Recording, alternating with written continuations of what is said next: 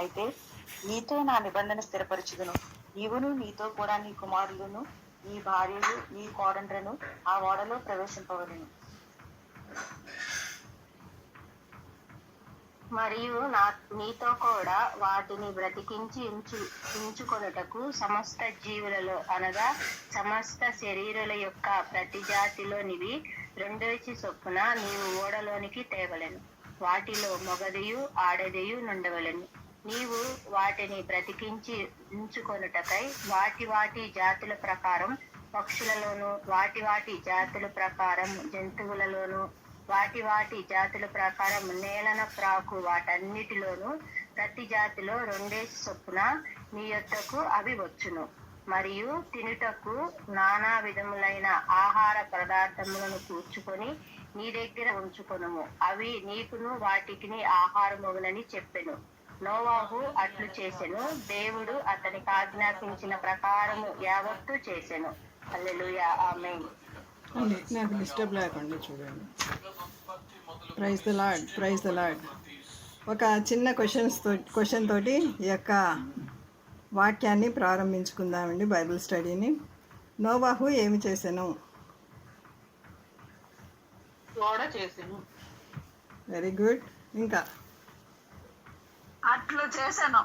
Very good. చెప్పినట్లు చేశాను. అవునవును, అట్లు చేశాను. కొంతమంది అంట వాక్యాన్ని ఈ విధంగా కూడా అర్థం చేసుకుంటారంట, నోవాహు అట్లు కూడా చేశాడు అని అనేసి.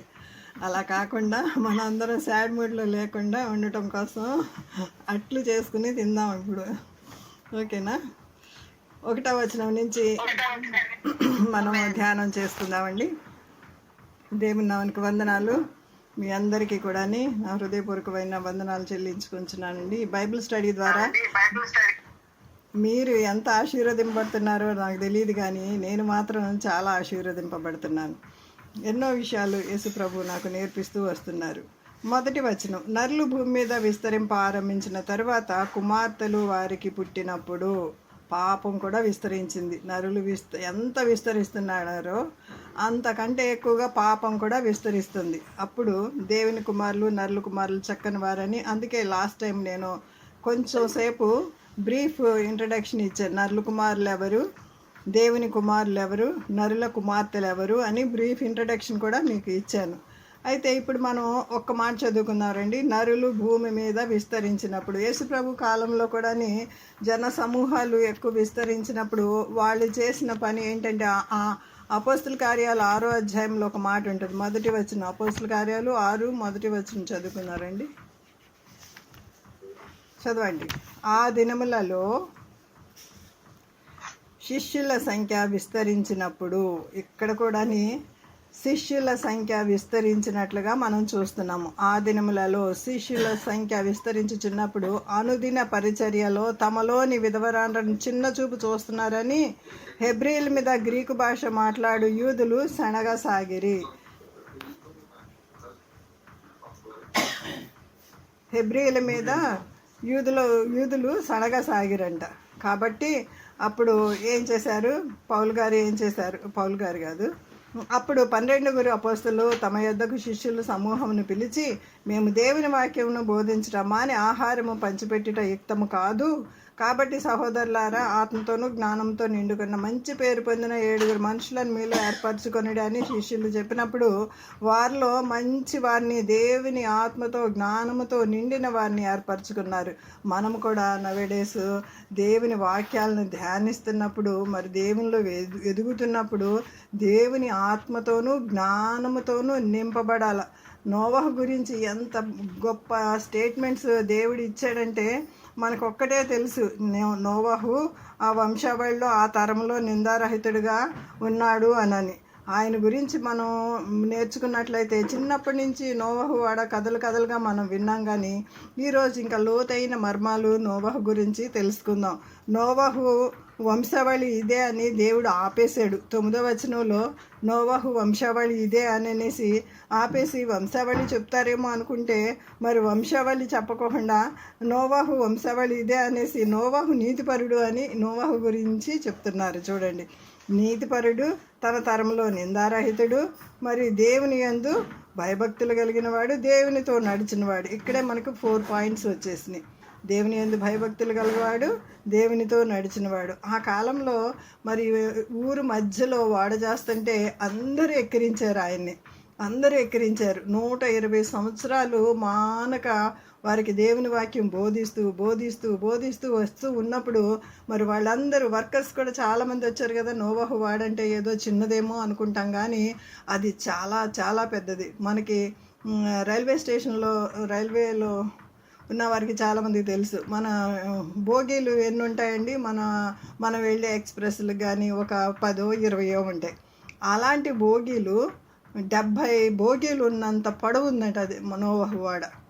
హిస్టరీ చెప్తుంది.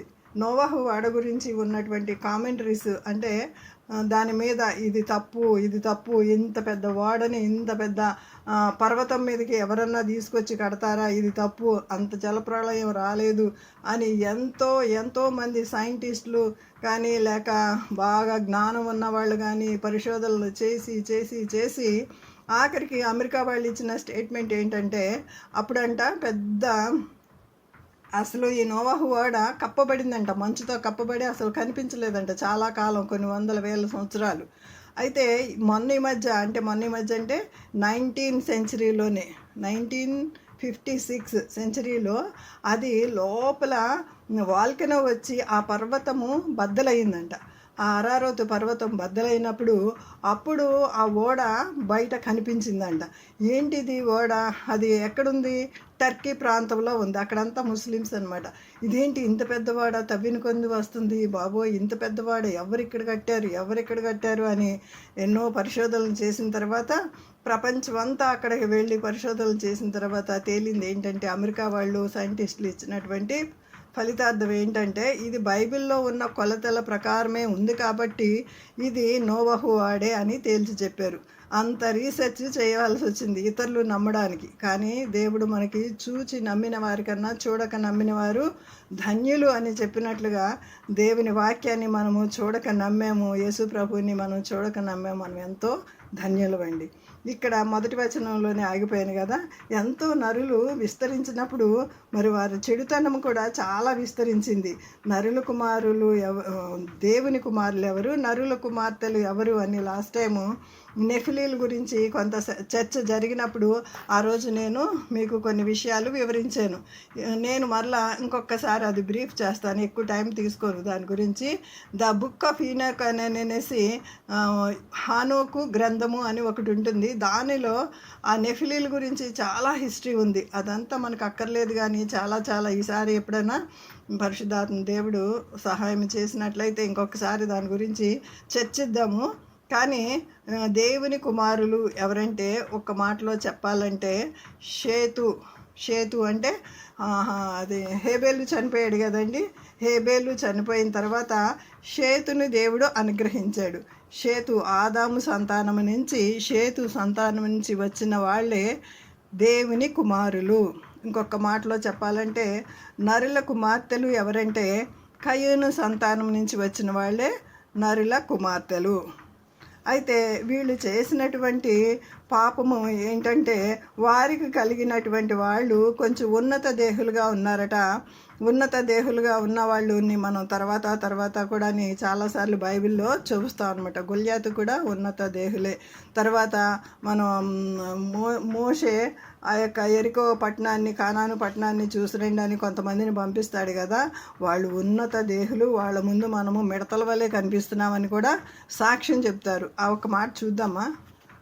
ఒక మాట సంఖ్యాకాండం 13వ అధ్యాయంలో ఉంటుంది చూడండి. ఎవరైనా తీస్తే చదవండి. 13వ అధ్యాయము. యెహోవా మోషేకు ఇలాగ సెలవిచ్చెను, నేను ఇశ్రాయేలీయులకు ఇచ్చుచున్న కానాను దేశమును సంచరించి చూచుటకు నీవు మనుషులను పంపుము. వారి పితరుల గోత్రములలో ఒక్కొక్క దాని నుండి ఒక్కొక్క మనుషుని మీరు పంపవలెను. చాలు చాలు. ఇదంతా ఈ అధ్యాయం అంతా చదివిన తర్వాత పంపిస్తారు. అక్కడి నుంచి కొన్ని దానిమ్మ పండ్లు తెస్తారు. తర్వాత అక్కడ అనాకీయులు అనేటువంటి వారు ఉంటారు. అక్కడ హెబ్రోన్లో వాళ్ళు దిగుతారు. తర్వాత దానిమ్మ పండ్లు, తర్వాత ద్రాక్ష గెలలు ఎలా తీసుకుని వస్తారంటే 23వ వచనంలో వారు ఎష్కేల్ లోయలోనికి వచ్చి అక్కడ ఒక గెలగల ద్రాక్ష చెట్టు యొక్క కొమ్మను కోసి దండెతో 2 మూసిరి. దాన్నంట దండెతో మూసి అంటే ఎంతంత పెద్ద పెద్ద సైజు ఉన్నాయంటే ఆ విషయాలు చెప్తున్నారు.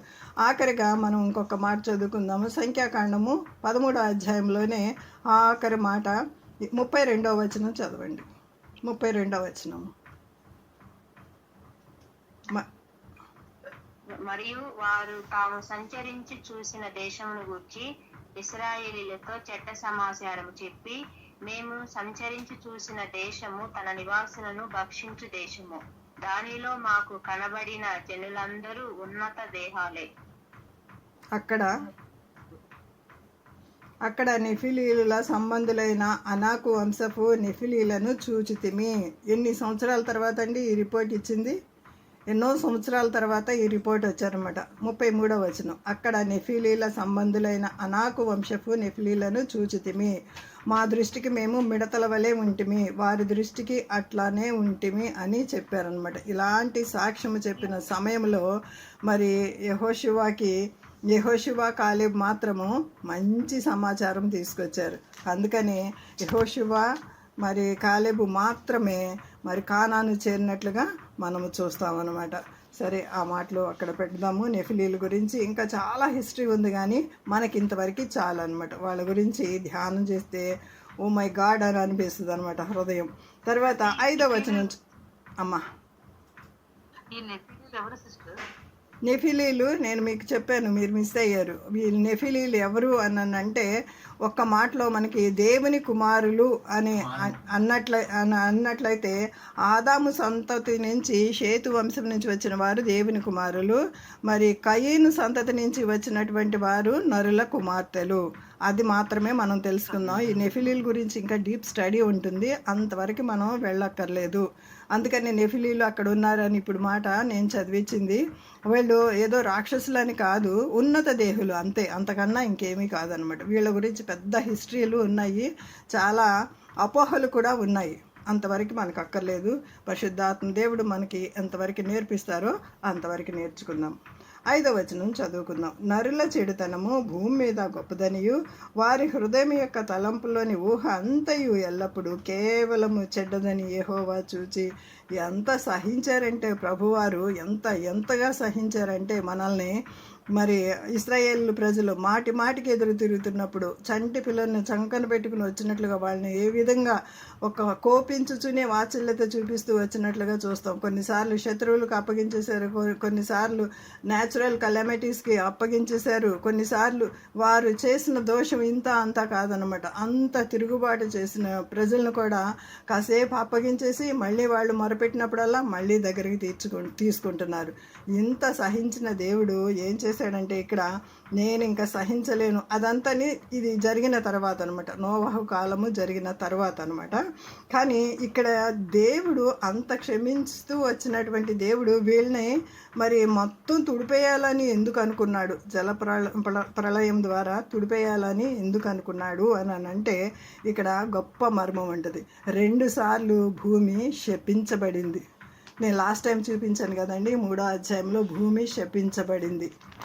మనకు తెలుసు కదా, 3వ అధ్యాయము అతడు శపింపబడింది, నేల 17వ వచనంలో ఉంటుంది. నేల శపింపబడింది, ఆదామును బట్టి నేల శపింపబడింది.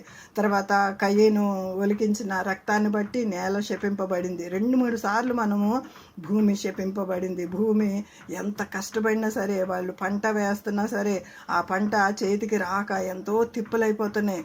అప్పుడు దేవుడు అనుకున్నాడు ఈ భూమిని శుద్ధీకరించాలి. ఈ నరుల చెడుతనము అంటే ఈ కయ్యనుల లాంటి వాళ్ళు, లేమెకుకి ఎన్నంతలు ప్రతిఫలం వచ్చింది? 7 అంతలు వస్తుంది అని అతను శపించుకుంటాడు కదా.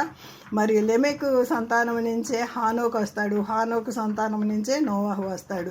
ఇవన్నీ మనకి తెలిసినవి, లాస్ట్ టైం మనము చదువుకున్నాము. జాగ్రత్తగా గుర్తుపెట్టుకోండి, ఈ లైన్ మనం మర్చిపోకూడదు, ఈ లైన్ అసలు మర్చిపోకూడదు. మరి నోవాహు ఎన్నో తరం వాడు? 10వ తరము అనమాట. ఆదాము నుంచి నోవాహు వరకు 10వ తరము, హానోకు వరకు 7వ తరం అనమాట. మెతూషాల కుమారుడే నోవాహు. ఇది చాలా జాగ్రత్తగా గుర్తుపెట్టుకోండి, ఎందుకంటే మనం బైబిల్ స్టడీ చేస్తున్నప్పుడు ఈ విషయాలన్నీ గుర్తుపెట్టుకోవాలన్నమాట. అయితే ఎంత చెడుతనం ఎక్కువైపోయిందంటే నరుల హృదయముల యొక్క తలంపులో ఊహ అంతా ఎల్లప్పుడూ చెడ్డదేనంట. అసలు ఇంకా వాళ్ళు ఆలోచన చేస్తుంటే అన్ని చెడ్డ తలంపులే వస్తున్నాయి అనమాట. అలాంటి తరంలో నోవాహును దేవుడు ఎన్నుకోవటం, నోవాహు ఎంత చక్కగా దేవుని యందు భయభక్తులు కలిగి ఉన్నాడో, అంత చెడు ప్రజల మధ్య ఆయన గొప్పతనాన్ని, ఆయన మంచితనాన్ని దేవుడు ఎలా కనిపెట్టి చూశాడో. అందుకనంట కీర్తన గ్రంథంలో ఒక చక్కని మాట ఉంటుంది, వివేకము కలిగి నన్ను వెతుకువారు కలరేమో అని ఆకాశం నుంచి దేవుడు మనల్ని తొంగి చూస్తున్నాడంట. నిజంగా నా భక్తి ఎవరు చూడటం లేదు, నన్ను ఎవరు పట్టించుకోవటం లేదు, లేకపోతే నా ప్రార్థనకి జవాబు రావటం లేదు, లేకపోతే నేను ఎన్నో ఎఫర్ట్స్ పెడుతున్నా, నన్ను ఎవరు అప్రిషియేట్ చేయట్లేదు అని మనము మానవులు సహజంగా అనుకుంటూ ఉంటాం. ఎవరైనా అనుకుంటాం, నేను కూడా అనుకుంటూ ఉంటాను. కానీ దేవుడు ప్రతి దానికి కూడా సమాధానం ఇస్తాడు. ఒకసారి నో అని చెప్పవచ్చు, ఒకసారి ఎస్ అని చెప్పవచ్చు, ఒకసారి వెయిట్ అని కూడా చెప్పవచ్చు మన యొక్క మాటల్లో, మన యొక్క ప్రార్థనలకి. మరి ఆ విధంగా 5వ వచనము ఎప్పుడు కేవలం చెడ్డది అని 1కి 2 సార్లు చెప్పారంటే, ఒకసారి 131వ కీర్తన చూద్దాం. ఏంటి నాకు మధ్యలో దేవుని ఈ యొక్క వచనాలన్నీ జ్ఞాపకం వస్తున్నాయి. నేను యాక్చువల్లీ ఇవన్నీ నోట్ చేసుకోలేదు, బట్ పరిశుద్ధాత్మ దేవుడు జ్ఞాపకం చేస్తున్నాడు. కావలివారు ఉదయం కొరకు 130వ కీర్తనలో, కావలివారు ఉదయం కొరకు కనిపెట్టుట కంటే ఎక్కువగా నా ప్రాణము 2 టైమ్స్ మళ్ళా అంటారు 2 టైమ్స్ ఎప్పుడైతే చెప్తారో దానిలో చాలా ఇంపార్టెన్స్ ఉందని, చాలా ఇంపార్టెంట్ అయిన విషయం అని 2 సార్లు నొక్కి చెప్తున్నారంటే మోస్ట్ ఇంపార్టెంట్ అని. అందుకే యేసుప్రభు వారు కూడా మీతో నిశ్చయముగా చెప్పుచున్నాను, మామూలుగా చెప్పుచున్నాను అన్నవి చాలా ఉంటాయి, కానీ కొన్నిసార్లు నేను ఇదివరకు మన గ్రూప్లో ఎవరికో మరి మర్సీ సిస్టర్ గుర్తుందో లేదో, మీతో నిశ్చయముగా చెప్పుచున్నాను అన్న మాట మీరు రాసుకుని రండి, మీకు ఎన్నిసార్లు వస్తుందో అని యోహాను సువార్త నుంచి ఒక హోంవర్క్ ఇచ్చారనమాట. అప్పుడు వారు రాసుకుని వచ్చారు. నిజంగా మనం ధ్యానించినప్పుడు అంటే ఆ మాట ఎంత ఇంపార్టెంటో మనం అర్థం చేసుకోవచ్చు అనమాట. ఇక్కడ కూడా ప్రభువారు మరి వీళ్ళు చాలా చెడ్డవాళ్ళు అని చెప్తున్నప్పుడు దీనిలో ఏదో మర్మము దాగి ఉంది. నిజంగా ఎంత చెడ్డవాళ్ళు అయిపోయారంటే దేవుడే తట్టుకోలేకపోయాడు, దేవుడి హృదయము అల్లాడిపోయిందంట.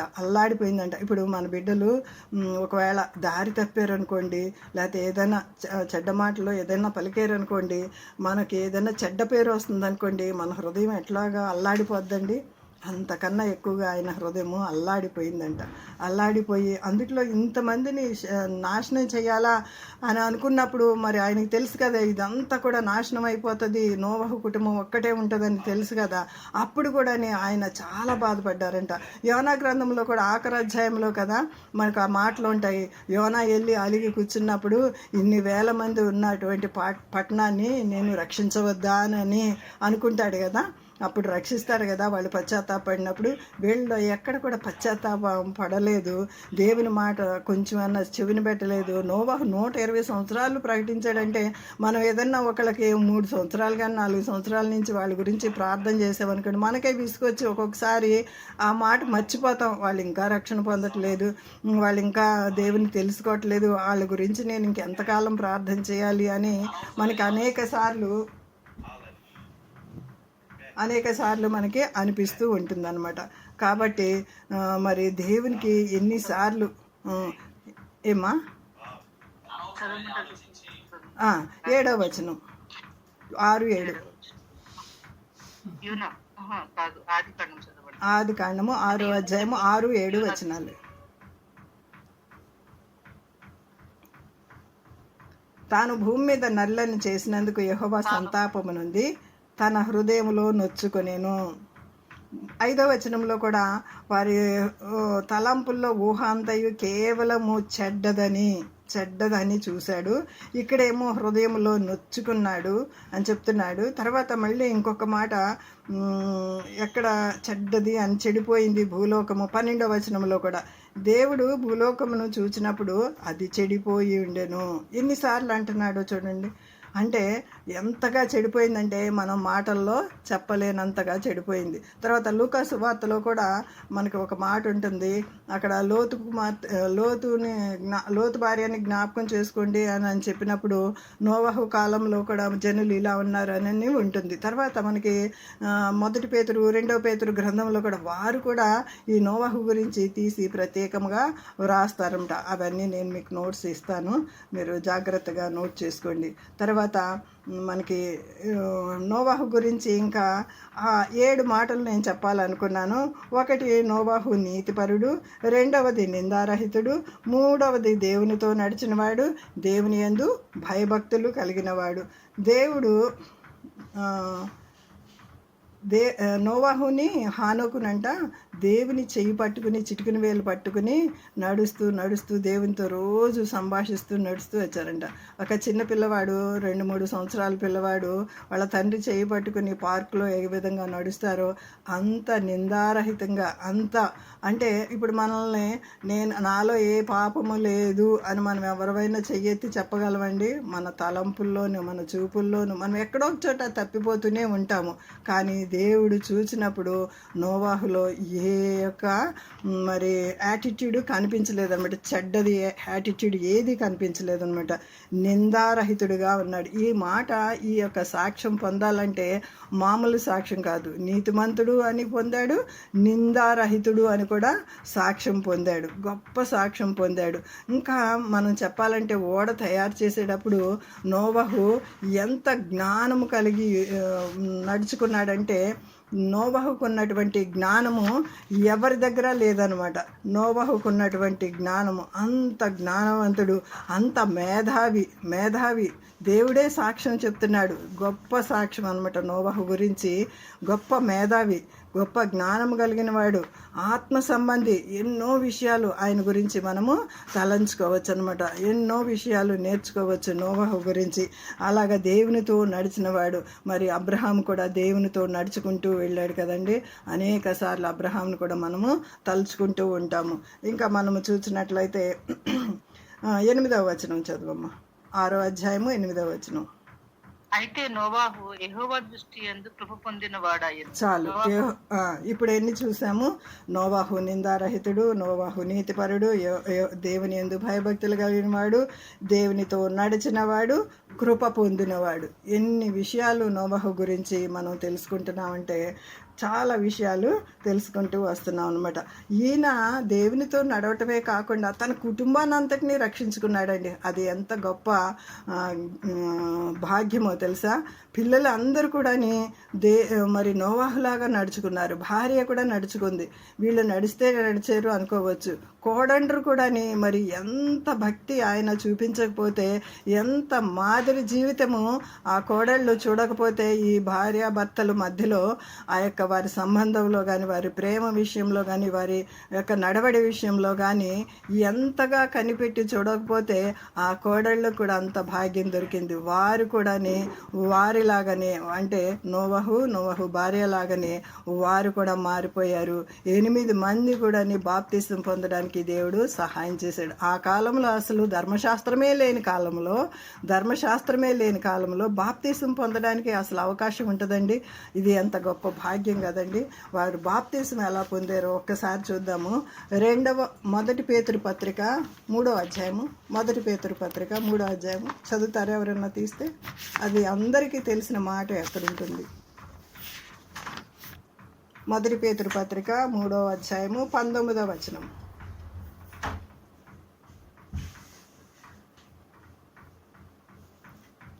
దేవుని దీర్ఘశాంతము ఇంకా కనిపెట్టుచుండినప్పుడు పూర్వము నోవహు దినములలో ఓడ సిద్ధపరచుబడుచుండగా అవిధేయులైన వారి యొద్దకు అనగా చెరలో ఉన్న ఆత్మల యొద్దకు ఆయన ఆత్మరూపిగానే వెళ్ళి వారికి ప్రకటించెను. అవిధేయులైనటువంటి వారి యొద్దకు ఎప్పుడు వెళ్ళారండి దేవుడు? ఎప్పుడు వెళ్ళారు? అవిధేయులైన చెరలోకి ఎప్పుడు వెళ్ళారు? దేవుని దీర్ఘశాంతం ఇంకా కనిపెట్టుచుండినప్పుడు పూర్వము నోవహు దినములలో ఓడ సిద్ధపరచబడుచుండగా అవిధేయులైన వారి యొద్దకు అనగా చెరలో ఉన్న ఆత్మల యొద్దకు ఆయన ఆత్మరూపిగానే వెళ్ళి వారికి ప్రకటించెను. ఆ ఓడలో కొందరు అనగా 8 మంది నీటి ద్వారా రక్షణ పొందిరి. నీటి ద్వారా రక్షణ పొందిరి ఎలాగంటే, నీటి ద్వారా ఎలాగ బాప్తిసం పొందారంటే, నీటి ద్వారా ఎలాగ రక్షణ పొందారంటే, పైనుంచి ప్రచండమైన వర్షం పడుతూనే ఉంది, కింద నీళ్లు ఫుల్గా ఉన్నాయి, మధ్యలో వీళ్ళు ఉండిపోయారనమాట. అది బాప్తిసం అంటే. అది వాళ్ళు అప్పుడే కనుగొన్నారనమాట. ఎంత ధన్యత అండి! ఆ కుటుంబం అంతా కూడా ఒక్కసారి బాప్తిసం పొందినట్లుగా చూస్తున్నాం. దానికి సాదృశ్యమైన బాప్తిసం ఇప్పుడు మిమ్మల్ని రక్షించుచున్నది. అదేదనగా శరీర మాలిన్యము తీసివేయట కాదు కానీ యేసుక్రీస్తు పునరుద్ధాన మూలముగా దేవుని విషయము నిర్మలమైన మనస్సాక్షినిచ్చు ప్రత్యుత్తరమే. ఆయన పరలోకమునకు వెళ్ళి దూతల మీదను అధికారుల మీదను శక్తుల మీదను అధికారం పొందినవాడై దేవుని కుడి పార్శ్వమున ఉన్నాడు. హల్లెలూయ, హల్లెలూయ. నోవహు గురించి మీలో ఎవరికైనా ఒక సాంగ్ వస్తే ఒక చరణం పాడండి. నోవహు గురించి మీకు చిన్నపిల్లల పాట అయినా పర్వాలేదు, ఒక్క చరణం పాడండి. ఇప్పుడు చదివింది రెఫరెన్స్ చెప్తారా సిస్టర్? అధ్యాయం 1 పేతురు 3వ అధ్యాయం 19వ వచనం నుంచి 20వ వచనం వరకమ్మా.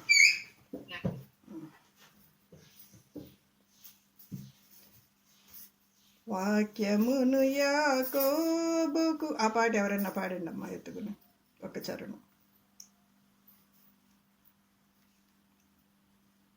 వాక్యమును యాకోబుకు తెలియజేసిన వాడని ఏ జనముకి లాగునా తెలియజేయలేదని దేవునికి స్తోత్రము గానము చేయుటయే మంచిది. మనమందరము స్తుతిగానము చేయుటయే మంచిది. హల్లెలూయా, హల్లెలూయా. దేవునికి స్తోత్రము గానము చేయటే మంచిది. వాక్యంని యాకోబుకి తెలియచేసిన దేవుడు ఏ జనమునికి ఈ విధంగా తెలియచేయలేదంట. మనల్ని ఎంతగా ప్రేమించాడంటే, మనకి ఎన్ని అవకాశాలు ఇస్తున్నాడంటే దేవుని వాక్యము నేర్చుకోవడానికి, దేవునితో నడవడానికి. మరి ఆ సమయంలో ధర్మశాస్త్రం లేని సమయంలోనే ఆయన మనస్సాక్షిని అంత గొప్పగా మరి నిలబెట్టుకొని చక్కగా దేవుని విధులను, కట్టడలను, ఆజ్ఞలను అనుసరించి నడుచుకున్నటువంటి నోవహు మరి మనకి ఇన్ని అవకాశాలు ఉన్నాయి. ఇంత మనకి ప్రార్థనాపరులైనటువంటి స్నేహితులు ఉన్నారు, లేక మంచి మంచి సేవకులు ఉన్నారు. మనకి మీడియా ద్వారా ఎంత వాక్యం అందుతుంది. వాళ్ళకి ఏవైనా ఫెసిలిటీస్ ఉన్నాయండి. జస్ట్ నమ్మాడు నోవహు, అంతే. అది అతనికి నీతిగా ఎంచబడినానని మన అబ్రహాం గారి గురించి ఏ విధంగా అయితే చదువుకుంటున్నామో ఆ విధంగా నిందారహితుడిగా నడుచుకున్నాడండి. గొప్ప. మరి ఇంకొక మాట చదువుకున్నారండి. 13వ వచనం, 6వ అధ్యాయం ఆదికాండము 13వ వచనము చదువుకుందాం. దేవుడు నోవాహుతో సమస్త శరీరుల మూలముగా భూమి బలాత్కారంతో నిండి ఉన్నది కనుక నా సన్నిధిని వారి అంతము వచ్చి ఉన్నది. ఇదిగో వారిని భూమితో కూడా నాశనం చేయుదును. హల్లెలూయా. అయితే ఇక్కడ మరలా చెప్తున్నాడు. ఇక్కడ ఈ 5 సార్లు మనము భూమి మరి చాలా చెడిపోయింది అన్న మాటలు మనము 5 సార్లు వింటామన్నమాట. బలాత్కారంతో నిండి ఉన్నది అని ఇక్కడ కూడా చదువుతున్నాము. 14వ వచనంలో చితిసారకం రానుతో నీ కొరకు ఒక ఓడను చేసుకొనుము, దానికి అరలు పెట్టి ఆ ఓడ చేసి లోపటను వెలుపలను దానికి కీలు కుయ్యాలని ఈ విధంగా ఇన్స్ట్రక్షన్స్ ఇచ్చారు కదండి. నోవహు ఎన్ని కిటికీలు చేశాడు, ఎన్ని తలుపులు చేశాడు చెప్పండి? ఒక ప్రశ్నకు సమాధానం. ఒక కిటికీ, ఒక గుమ్మ, ఒకటే తలుపు, ఒకటే కిటికీ. ఇంకా మీరు దగ్గర చెప్పారు కానీ కరెక్ట్ ఆన్సర్ కాదు. ఇంకా చెప్పండి.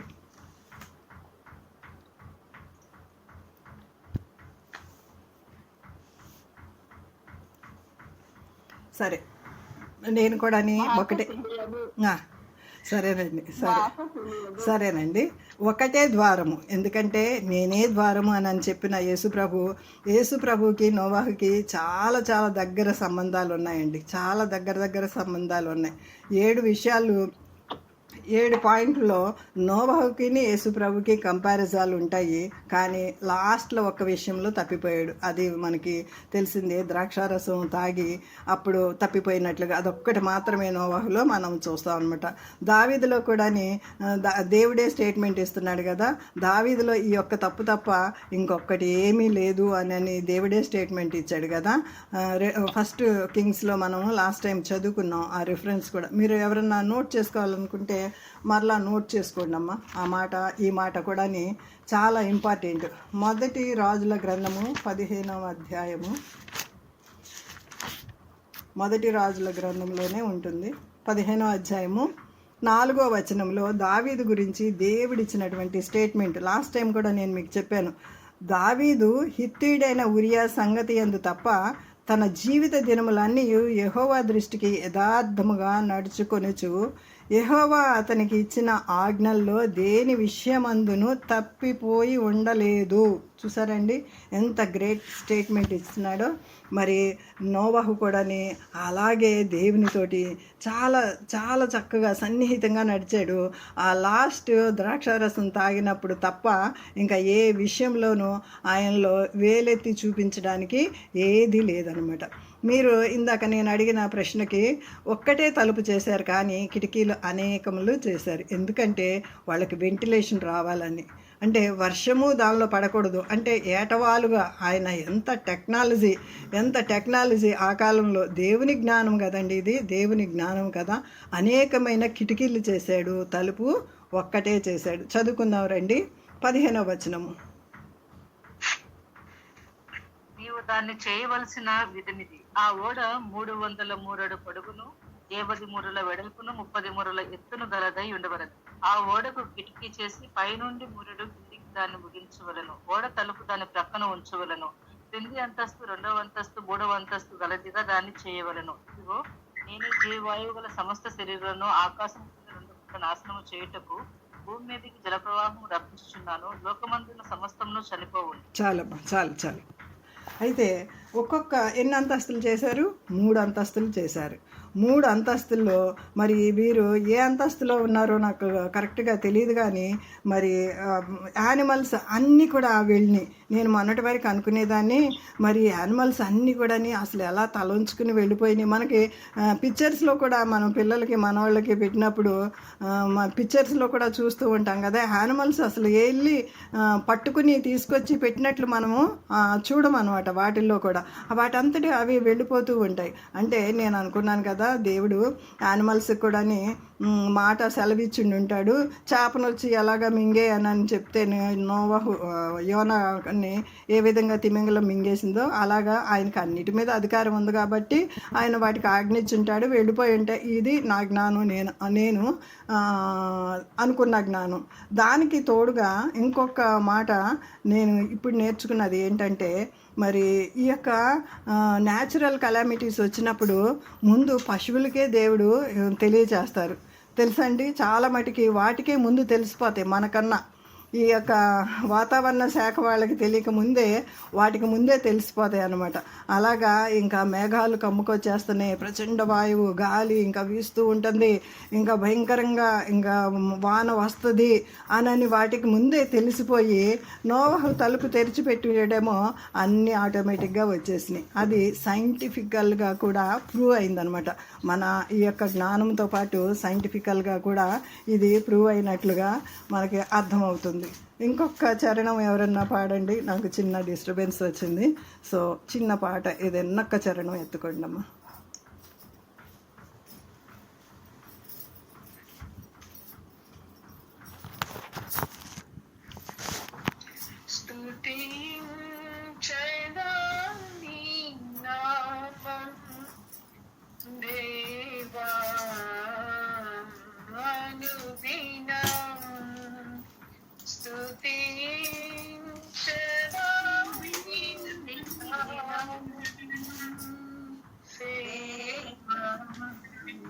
చాలా దగ్గరికి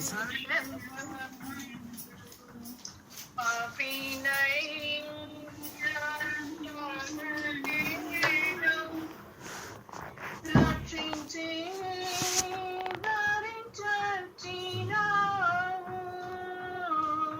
పాపినై ఉండగా నేను రక్షించి దారి చేసినావు నేను మరువనేసు నేను విడువనేసు హల్లెలూయా. స్తుతించెదనీ నామం దేవా అనుదినం. Wonderful wonderful. Hallelujah. Praise the Lord, praise the lord.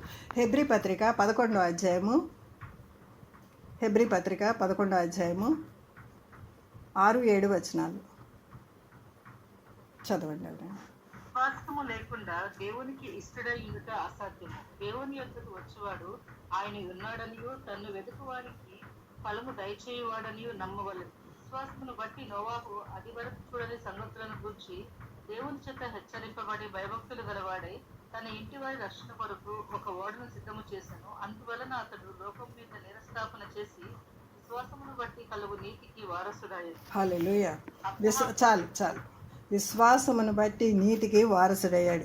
ఏ విధంగా మరి అబ్రహాము, ఇందాక చెప్పాను కదా, విశ్వాసమును బట్టి దేవుడు అబ్రహాము విశ్వాసము కలిగి ఉన్నాడు కాబట్టి ఆయన నీతి మరి ఆయనకి రక్షించినట్లుగా విశ్వాసం, అది కంప్లీట్ సెంటెన్స్ గుర్తు రావట్లేదు. అబ్రహాము దేవుని నమ్మెను, అది అతనికి నీతిగా ఎంచబడెను అనే మాట మనం చదువుకున్నట్లుగా ఇక్కడ కూడా నోవాహు నీతి ఆయన్ని రక్షించినట్లుగా మనకి అర్థమవుతుంది అనమాట. ఇంకా విశ్వాసమును బట్టి నోవాహు అది వరకు చూడని సంగతులను గూర్చి దేవుని చేత హెచ్చరింపబడి, అది వరకు ఏం చూడలేదు అన్న మాటకి చాలామంది అప్పటి వరకు వర్షం పడలేదు, ఇప్పుడే వర్షం పడుతుంది,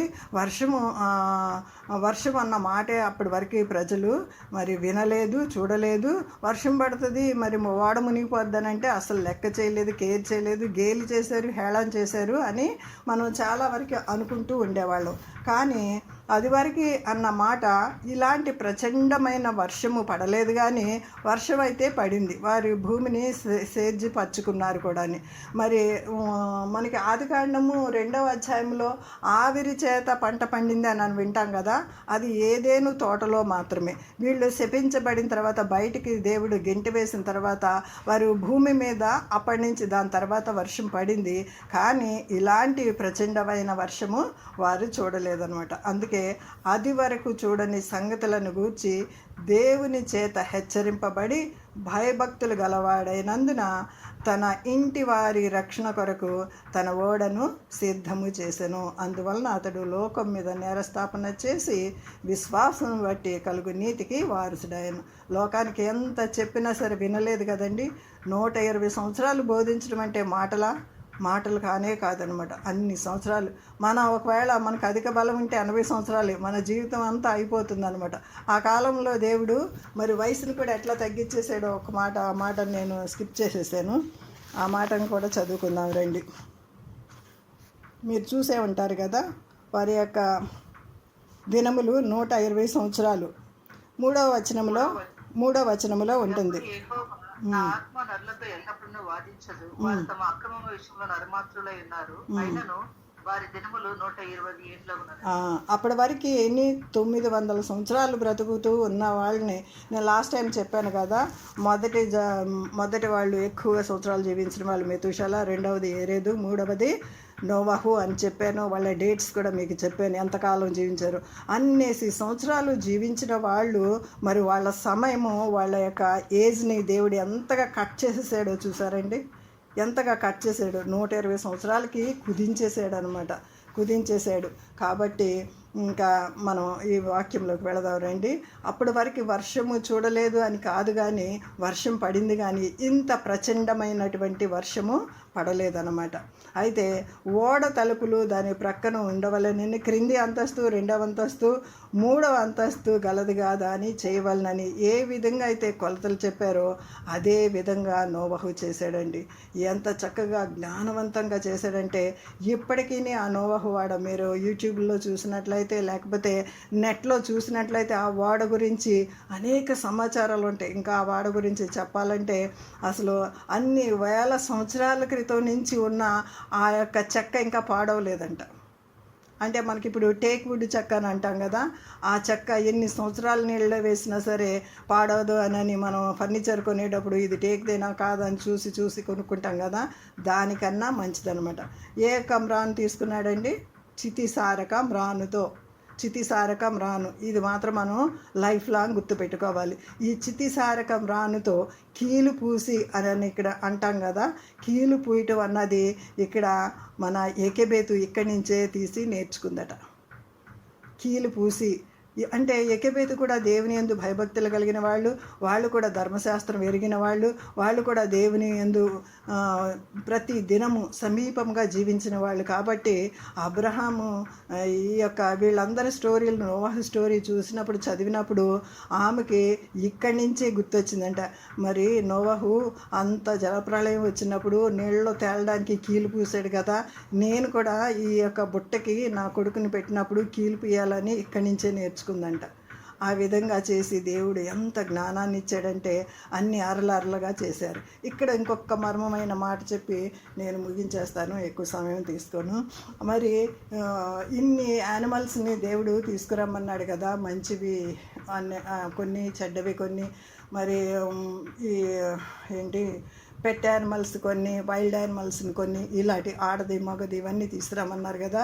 దీన్ని అది తినేసి ఉంటే ఎట్లా చేసి ఉంటాడు, ఎలా మేనేజ్ చేసి ఉంటాడు, ఆ పై ర్యాక్లో వాటిని ఉంచాడేమో, కింద ర్యాక్లో ఇట్లా ఉంచాడేమో అని మనం చాలామంది అనుకుంటూ ఉంటాం. కానీ అది కాదండి, అది కాదు.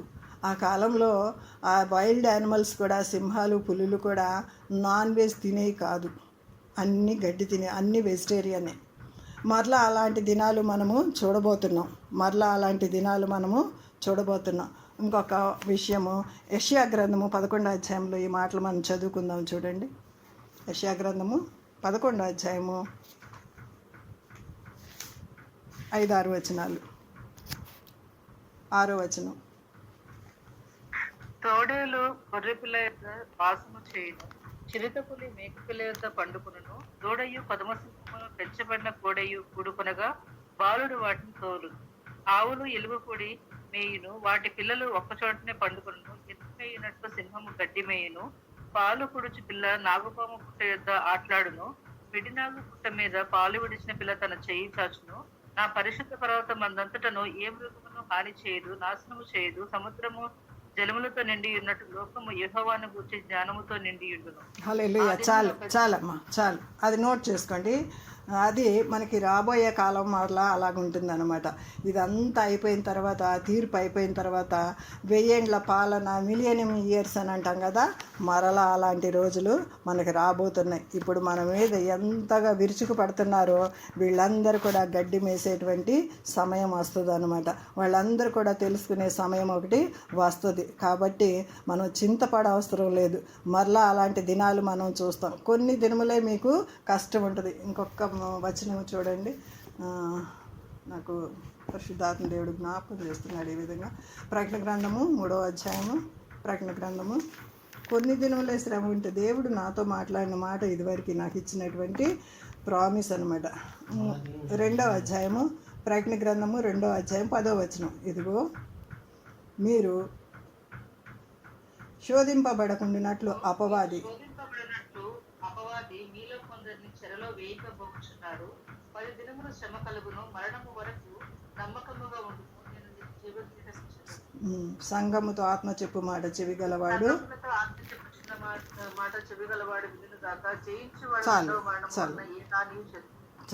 చాలు.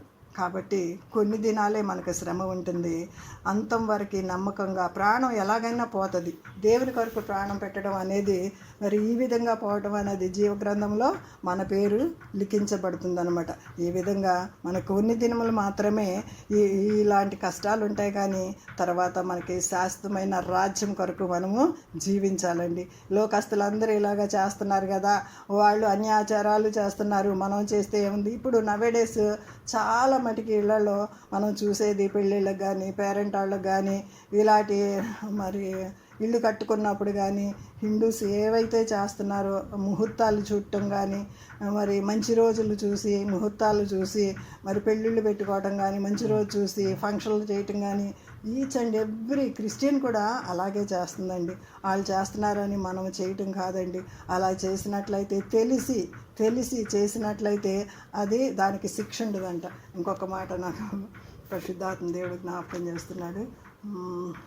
మొదటి తిమోతి పత్రిక మొదటి అధ్యాయము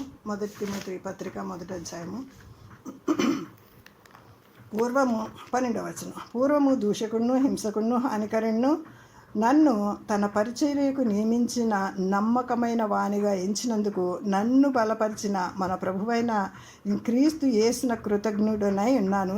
తెలియక అవిశ్వాసం వలన చేస్తుంది కనుక కనికరింపబడితిని. పౌలు గారు ఇస్తున్నటువంటి స్టేట్మెంట్ అండి. మరి ఇలాగా చెప్తున్నాడు అంటే తెలియక చేశాను కాబట్టి నేను కనికరింపబడ్డాను. మనకి తెలుసు, వాక్యం తెలుసు, కానీ వాళ్ళు చేస్తుంటే అంత పెద్ద పాస్టర్లే చేస్తున్నారు, తప్పేం లేదు. ఆ పాస్టర్ గారు వెళ్ళి పాలు పొంగించుకొచ్చారండి, ఆయనే చెప్పటం లేదు, మీరేంటి చెప్పేది అని నాలాంటి వాళ్ళని కొంతమంది అంటారు. కానీ అది మన క్రమము కానే కాదు.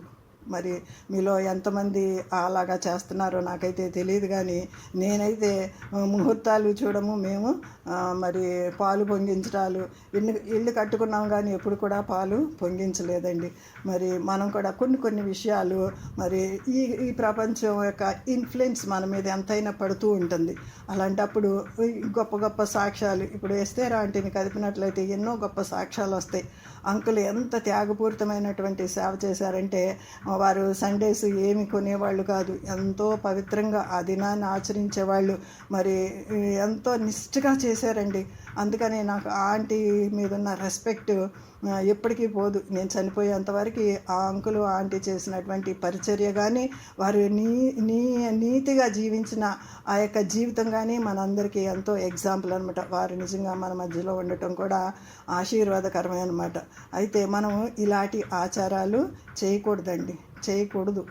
మరి వాళ్ళు చేస్తున్నారు కదా అని మనము చేయకూడదు. మనం ఎక్కడ తప్పిపోతున్నామో మరి మన నోవాహులాగా మరి మనము నిందారహితులుగాను నీతిపరులుగాను మరి దేవునితో నడిచేవారుగాను దేవుని కొరకు జీవించేవాళ్ళుగాను సాక్ష్యం పొందుకునేవారుగాను కృప పొందుకునేవాడు 7 విషయాలు నోవాహు గురించి మనం నేర్చుకున్నాం.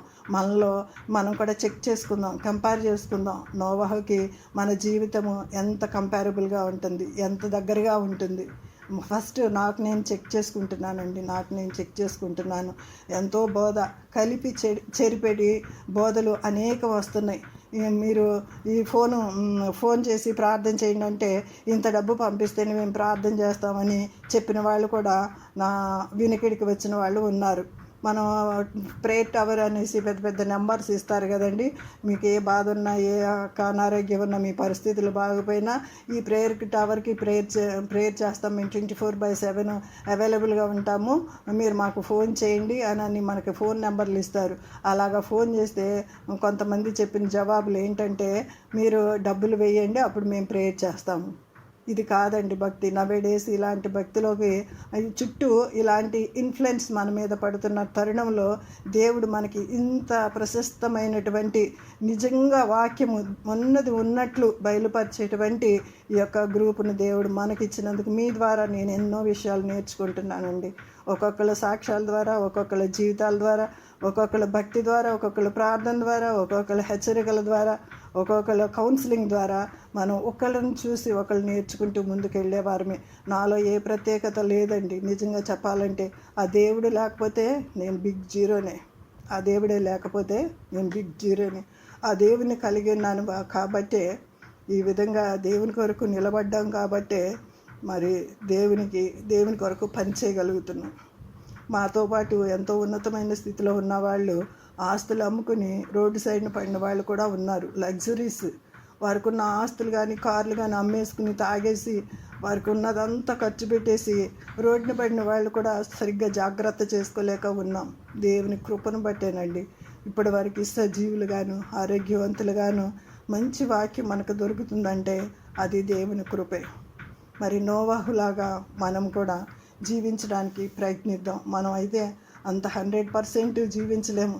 తన కోడల్ని ఎంత చక్కగా వాళ్ళు ఆ కుటుంబం మరి ఎంత మాదిరి చూపించకపోతే కోడళ్లతో సహా ఓడలో ప్రవేశించారండి.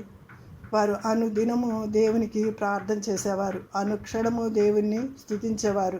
అందరూ కోఆపరేట్ చేశారు, అందరూ ఆ ఓడ కట్టడానికి కోఆపరేట్ చేశారు. మరి మాట విన్నారు, దేవునికి లోబడ్డారు, యజమానునికి లోబడ్డారు. మనము ఎంత లెక్క లేకుండా చూస్తున్నామో. కొన్నిసార్లు మన టాలెంట్ను ఉపయోగిస్తూ ఉంటాము, కొన్నిసార్లు నేను చెప్పేదే కరెక్ట్ అనుకుంటూ ఉంటాము. లోబడే హృదయం కొన్నిసార్లు ఉండదు మనకి. మనం ఎన్నిసార్లు తప్పిపోతున్నామో, మరి ఎక్కడ సరి చేసుకోవాలో మనం ఒక్కసారి వాక్యాన్ని కంపేర్ చేసుకుంటూ, నోవహు జీవితాన్ని కంపేర్ చేసుకుంటూ ఒక్కసారి మనము పరిశీలన చేసుకుందాం. దేవుడిచ్చిన వాక్యాన్ని దీవించునుగాక.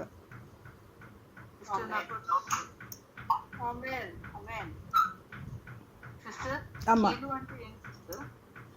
కీలు అంటే అది ఒక గమ్ము లాంటిదమ్మా. అది ఒక గమ్ము లాంటిది, కానీ కీలు అంటే దాన్ని ఒక విధంగా ప్రిపేర్ చేస్తారు. ఒక చెట్టుకి బెరడు లాంటివి తీసుకుని దాన్ని కరిగించి దాన్ని కీలు పూసి చేస్తారనమాట. అదొక ప్రాసెస్ ఉంటుంది. నువ్వు నెట్లో కొట్టు, ఖచ్చితంగా వస్తుందమ్మా కీలు అన్నది. అది గ్రీస్ లాగా ఉంటుంది అని అన్నారు. అవునమ్మా, కరెక్టే. ఇక్కడి నుంచే ఎకెబెతు కూడా తెలుసుకుని చేసింది. Lakshmi sister, over to you. కొన్ని అవునండి, ఎకెబెత్ అంటే మోషే తల్లి గారు ఆయన బుట్టలో పెట్టినప్పుడు ఇక్కడి నుంచే చూసి ఈ యొక్క పాఠ్యము ఆమె కూడా తెలుసు కాబట్టి ఈ పాఠ్యభాగం అంతా చదివినప్పుడు దేవుడు ఇచ్చినటువంటి జ్ఞానం చొప్పున ఈ కీలుని తీసుకుని ఇక్కడి నుంచి ఈ మాటను తీసుకుని ఆమె బుట్టను చేసినట్లు చూస్తున్నాం అనమాట.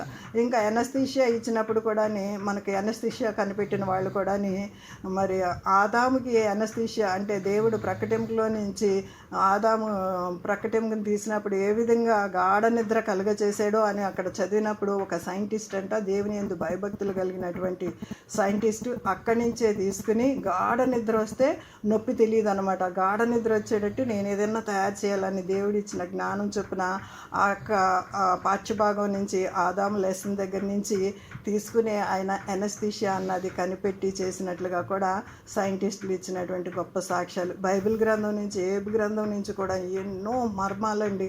మనం తవ్వుకుంటూ వెళ్తే ఇది గొప్ప ధననిధి. దీనిలో మాధుర్యము ఎరిగిన వాళ్ళు రుచి చూసి ఎరిగి తిని యెహోవా ఉత్తముడని అని దేవుని వాక్యం సెలవిస్తుంది కదా. ఆ యొక్క రుచి మనం చూసినట్లయితే మనం అసలు వదిలిపెట్టలేమండి. మరి ఇట్లాంటి రుచి మనం అందరము కూడా కలిగి ఉందాము, తెలుసుకుందాము. ఇంకా కొన్ని రెఫరెన్సెస్ ఉన్నాయి కానీ మరి చాలా సమయం అయిపోయిందని నేను ఆఫ్ చేస్తున్నానండి. దేవుని చిత్తం అయితే ఇంకొకసారి రాసుకుంటారా? 2 పేతురు 2వ అధ్యాయం 5వ వచనం చదవండి ఒకసారి. 2 పేతురు 2వ అధ్యాయం 5వ వచనం.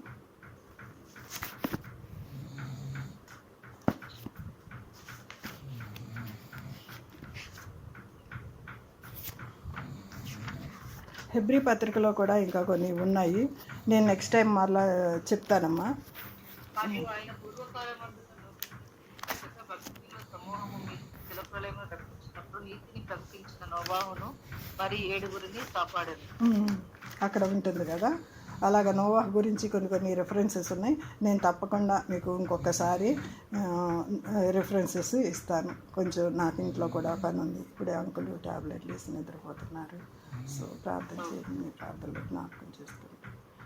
ఎందుకంటే చెప్పనివ్వరు బయటికి. సో కాబట్టి నేను మీతో చెప్పలేకపోతున్నాను. ఓకేనా? నేను మెసేజ్ సిస్టర్, మరి చక్కటి వర్తమానం, గంట సేపు మనం విన్నా ఇంకా తెలుసుకోవాలనే ఆతృత నిజంగా ఎంత మంచి విషయాలు మరి మనకి బోధించారో. 6వ అధ్యాయంలోని 6వ అధ్యాయం ఇంకా 2 గంటలు వివరించినా తక్కువ ఏమి కాదు. మరి నరులు